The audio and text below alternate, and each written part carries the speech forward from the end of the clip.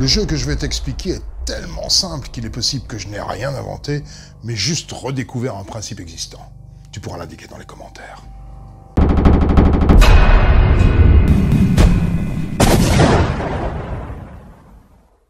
Le Black Coach Game se joue au minimum à 3 personnes.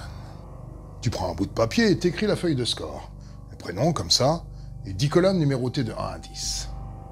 Il faut un dé par personne, mais on ne le lance pas. On choisit le numéro qu'on veut, et c'est le chiffre le plus bas qui gagne.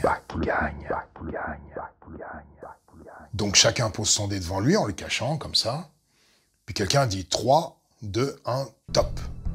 Et tout le monde lève la main en même temps. Évidemment, tout le monde a choisi 1, puisque c'est le plus petit qui gagne. C'est con comme jeu. Sauf qu'il y a un tout petit détail que je t'ai pas dit. Le gagnant, c'est le plus petit chiffre, oui.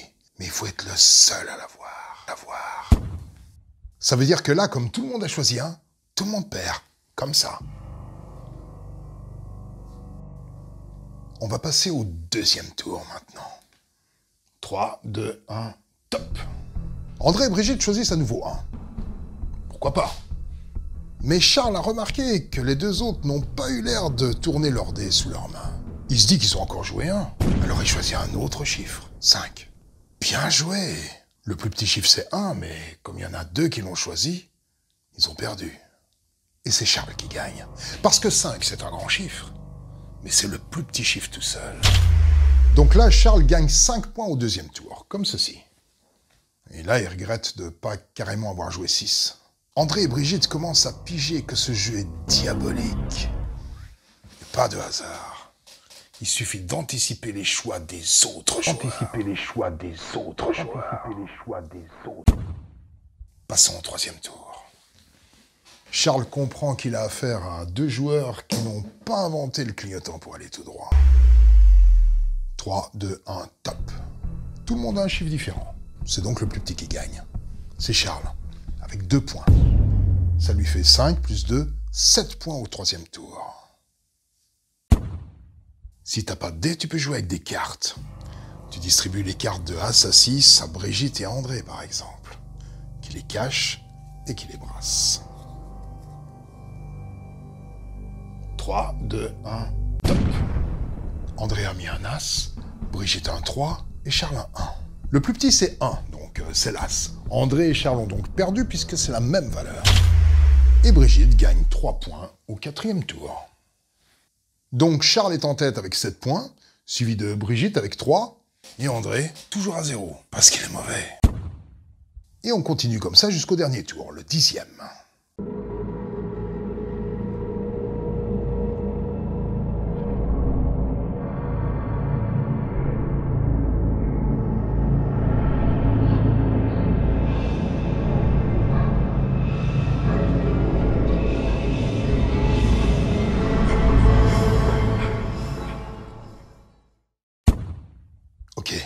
Maintenant, c'est le dernier tour.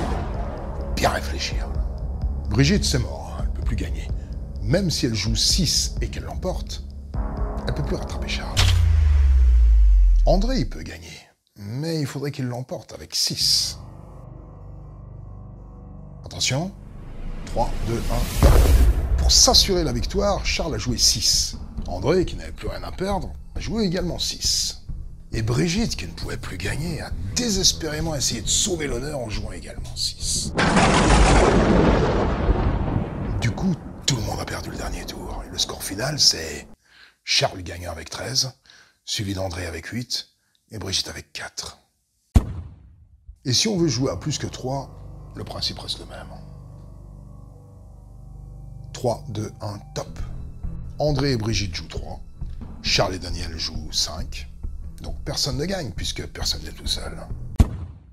On ne peut pas jouer à 2 au Black Coach Game, tout simplement parce que la seule stratégie gagnante, c'est de jouer tout le temps 1. Si moi je joue en tête-à-tête avec toi, je te le dis déjà, je jouerai tout le temps 1. La moindre fois que tu joues autre chose que 1, je gagne 1 point que tu ne pourras jamais rattraper.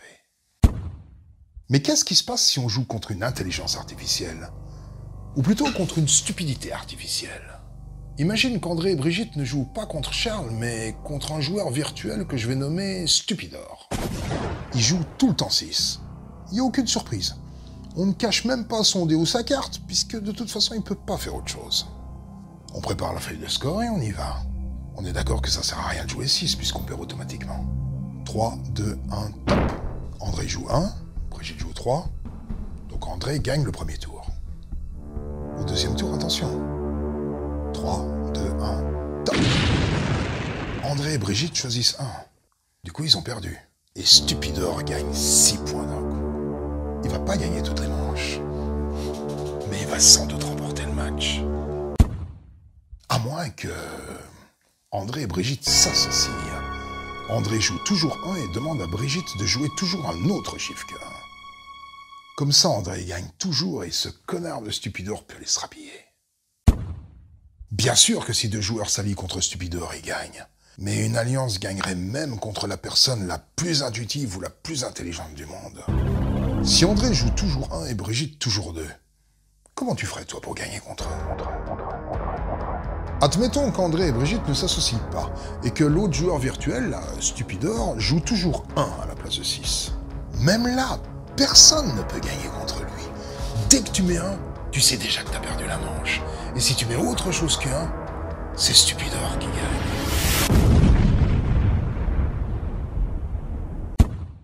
Du coup, si tu veux gagner contre des vrais joueurs, tu pourras emprunter la technique de Stupidor. Tu mets tout le temps 1, ça va? C'est pas trop dur comme stratégie. Mais dès que les autres vont comprendre ce que tu fais, et ils vont vite le comprendre, comment ils vont réagir à ton avis? En d'autres mots, qu'est-ce que tu ferais à leur place? Ils savent que t'es pas un Stupidor sans âme. T'es un être humain, intelligent, qui a envie de gagner. Ils savent que tu peux jouer autre chose qu'un si tu le décides.